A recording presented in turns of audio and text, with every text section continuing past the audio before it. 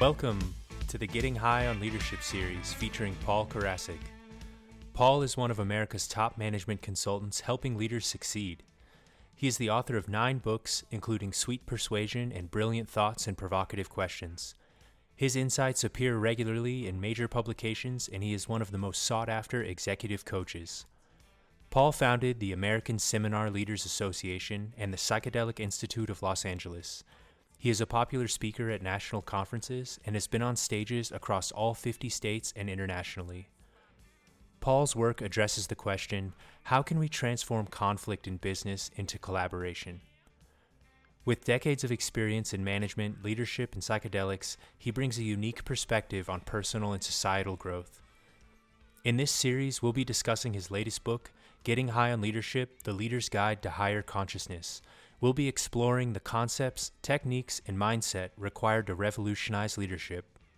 Enjoy. Hello, everyone, and welcome back to the series. My name is Sanchez, your host, and we are joined by Paul Karasik, author of the book, Getting High on Leadership. Making our journey through the book section by section today, we are discussing the first section of part 2, and this is called Mission Impossible, and it can be found on page 58. Paul, welcome to part 2, man. We made it here, and we're starting off with a good one today, and maybe perhaps an optimistic one. Well, I think the book is pretty optimistic, but it's optimistic. I think I would say I hate the word, but I would say motivational. Motivational there. I think that's maybe sums it up better. It's coming out a little bit more of a you can do it and less of a think about this for a while, or let's go inward on this, or let's zoom out. Yeah. I think, and I think it's getting maybe to a little more of the practical side. It is. Setting is the second section in the book, and first section was called Mindset, and this section is called Setting. And the point here is, what are those physical, logistical, demographical, all that stuff, all the, all right, this consciousness thing is great, Paul, but like I got a business to run, or I got a group here, or I got a nonprofit, or I'm running this initiative here and this, and give us some practical stuff, and this is really the core. This is the beginning. First chapters has to do with mission. And I loved, this, when I first started to work with this particular material, it was really changed my life. It really did. I began to understand this concept of purpose. Everybody wants purpose in their life. That life is not some big joke. That this is not, some dream thing that doesn't mean anything. I think it's core into the human nature to want to have meaning, to want to have purpose. And, I began to look at all the aspects of this. And there's a few aspects. First of all, there's the personal aspect. And secondly, we'll call it the business or external world, non-personal mission. And both are important. And what I find about life is when people are on their mission, when they get up in the morning and they're connected to a mission, that it's a more meaningful day. It's a more satisfying life in general when they feel they have a purpose. There was a wonderful book called Man's Search for Meaning. And in this book, the Vienna psychiatrist gets taken, this is a true story. Yeah, it's Viktor Frankl. Viktor Frankl. He gets taken to, do we talk about this, by the way? No, but I'm familiar with it. Yeah, continue. Yeah. Excellent book. And I bought a ton of copies and given out copies. Whenever I have a friend who's like, I don't know what I'm doing with my life, and I've been doing this for 20 years, I want to do something new, and I send out a copy. I used to have like 10 in my bookcase, and I would just send them out to my friends and people struggling with that. And the book is really interesting. I recommend it to everybody, regardless of you having an issue with this idea of mission. but he looked at the idea. So he goes to a concentration camp. He's a psychiatrist. He's a doctor. He's in the upper end of society in Germany at the time, in Austria, I think, where he's from. And he gets taken to Auschwitz. And he writes this book, but it's not about like how bad things are in Auschwitz. It's relating to the material, but that's not what the book is about. The book is about how come certain people in Auschwitz survived and certain people didn't. And he began to look at the mental processes that were behind people's what happened to them. This idea called meaning. How they explained the reality, or what they made that reality out to be. Yeah, and how they related to their reality was based on their own interpretation of their own life and the meaning of it. So he's looking at them, and life is very basic in a concentration camp. It's about food and work and staying alive, and that's about it. Food and work and staying alive to make it to the next. So who was surviving, he found out, were people that had this greater sense of purpose in their life. People who saw beyond the external world, but connected to some deeper meaning, like, I'm going to survive this because I have 2 children. Or I'm going to, it's funny because my father told me something similar. I remember he rarely would ever talk. He was an infantryman in the Second World War. So he fought hand-to-hand combat, like the real thing, right? And I said, he would never talk about it. It was like, I think it was PTSD or whatever. But every so often he would tell me a little anecdotal story. And he told me, he said, son, I noticed that the people who survived this horrible situation were the people who had little pictures of their wife and their kids, and they would put them up by the shaving where they'd read their letters from their wives, their kids. In other words, they had a purpose in life that made them want to keep living and get through that. And same thing in the concentration camp. Some sort of connection to something greater than themselves. So we do this exercise in my programs, most all of them, about what is your mission? What is your purpose? What is the purpose of Apartment 113? What is its mission? What is its purpose? Why does it exist? Not just to provide income for Rob or whatever, whatever the monetary things, but on the broader scale, what is the purpose of Apartment 113? It's to affect what kind of positive change in the world, and what kind of positive change in people, and what is that broader, bigger meaning that this activity has. And so we can get that connection with anything, and mission statements abound. The Bible, be fruitful and multiply. That's a mission statement. Star Trek, to travel, go beyond worlds and explore unknown worlds, or whatever it is in the opening of Star Trek.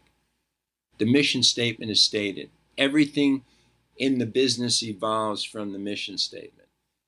That greater meaning. I could say, well, the mission for this book is to change the world one leader at a time. I could say. Having that mission, like embodying that, right, helped you get through it, or helps you to show up to this conversation, right? You could get through a concentration camp. You could survive the Second World War as a soldier. You could, it's something that people want dearly. They want to get connected to a cause. You look at all the social movements. People join and they risk their lives, whether it's changing, social, laws or, situations, whatever, because they're connected to something more meaningful, something deeper, something that's not just, pushing paper, that's not just selling something. And even if it is a lot of pushing paper and a lot of sales, it's more about having that reason, that greater intrinsic value for why you're needing to do that, right? Your attitude towards the unavoidable. I think that's what a lot of the man's search for meaning comes down to. Yeah, the greater meaning. And, it's not about, to your point, it's not about what you do. It has nothing to do with what you do. The mission for a leader is no more or less more potent, higher, greater than anybody's. It's the same. For example, the person who cleans the floor at the meeting room, the person who comes in after we have our leadership workshop and picks up the dirty dishes and vacuums, and that person's mission could be as high as our mission. If in other words, let's say she or he vacuums the floor and says, my mission is to create an environment where people can be productive and efficient and come up with great ideas that change the world. Even though I'm just vacuuming this room, right? That's I'm the person who vacuums the room, but I'm connecting to a higher mission, and it's giving me meaning. I'm not just vacuuming a room to get a paycheck at the end of the week. I'm imbuing the vacuuming of the room with a much higher purpose. I help create environments for the leaders of business to come and have meetings in this room that are productive, that create change in society. That's positive.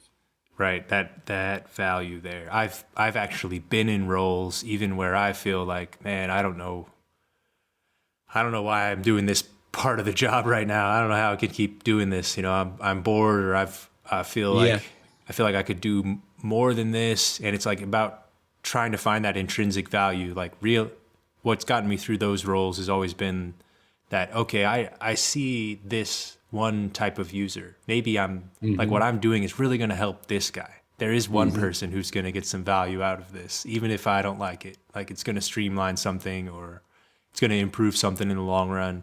I think that can help in those situations to just a lot. Find a purpose there, at least, that you identify outside of the work, and I don't stay know true how, to it. Yeah, I don't know how people do it, honestly, without a sense of mission. I don't know how they, other than they connect, and I said there were two types of missions, their personal mission. So they say my personal mission is to provide for my wife and kids. So therefore, I'm at this job that doesn't have a broader, I'll call it a business mission, but it doesn't have to be business. I can deal with the fact that I'm doing this meaningless job all day because I'm fulfilling my personal mission. And I think that, and actually I'm thinking this thing through now, and now everything's making sense to me. And it's interesting how deep you can go with this material, but that's what they do. Because it's fulfilling the personal mission. They don't really need some greater work mission beyond that. Yeah. No, they don't. In those scenarios where I'm talking about work, I think that's when I realize at times that there's not a mission in some work. Try to find that mission on the professional side. The personal mission, I think, tends to trump that in most scenarios, right? As we talked about in earlier episodes. Yeah, it can. I think it can. I travel in the East a lot. I've traveled to Thailand in particular, and they have a sense of family there that is beyond anything we know here in the Western culture. A respect for family, living for family, and that is their meaning, that is their purpose, that is their mission. And they oftentimes do very meaningless kind of jobs, like just repetitive kind of things, whatever it is. But the meaning but it fulfills their personal purpose. And so they're really on a mission. They're not on a mission when they're cutting coconuts and selling coconut juice in the market, maybe. It's just repetitive, and I've watched them work, cut the coconut dinner, cut coconut. It's like almost like a machine, right? But their sense of purpose is, I'm taking care of my family. I'm bringing the money back from this to take care of my family, the people around me, and that is core to the culture. So, I think sometimes we can trump our business culture. Our business culture with our personal culture and say, well, I can do this crummy job that doesn't mean anything because it's fulfilling my personal mission. Yes, you can find that value. I think that. And I know you like to do. I'm sorry. I know you like to do's, so I wanted to give you a to do here. So. Oh yeah, give me the action item. Yeah, you like those. So, action item is to write your mission statement. And at least to meditate, contemplate, be present with the concept at the very least, and to say, who do I serve? And that's the secret to writing a mission statement. So, who do I serve? In the example of the person who's cleaning up the room, the meeting room, I serve the people who are having the meeting. I serve the hotel that wants to stay productive and get more meetings. I serve the individuals who are attending that meeting. And how do I serve them? By providing environments that are conducive to creating optimal results. So I can have that mission statement. As a cleaning person, I can have that mission statement. And that's what I could carry through the day. So to write a mission statement, let's look at it again, is to write down who you serve, who do you help, that group, who is that group, and then how you help them. Right. It's very, very simple. Once you write it the first time, probably rewrite it again and try to condense it. Because I think sometimes the first time you write it, you might be thinking more like elaborate and like, okay, it's this giant thing. And I think trying to distill that down into as small of a sentence as possible is a good way to hone in on the mission and make sure it's a real one. Yeah, you do have to reread it. You do have to rewrite it. You do have to take some time with it.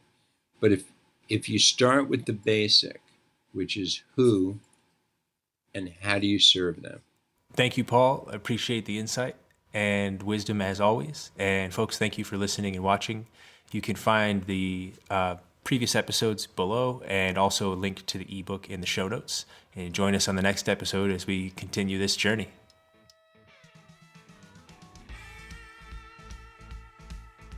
Thank you for joining us on this episode of the Getting High on Leadership series. If you have any questions, you can comment below or send them in via email to paul@paulkarasik.com. Follow him on Instagram at PK_the conversation. Find out more at wholesalerinstitute.com and psychedelic-awakening.com. The Getting High on Leadership series is produced by Rob Sanchez and Apartment 113, which can be found at apartment113.com and followed on Instagram at APT_113.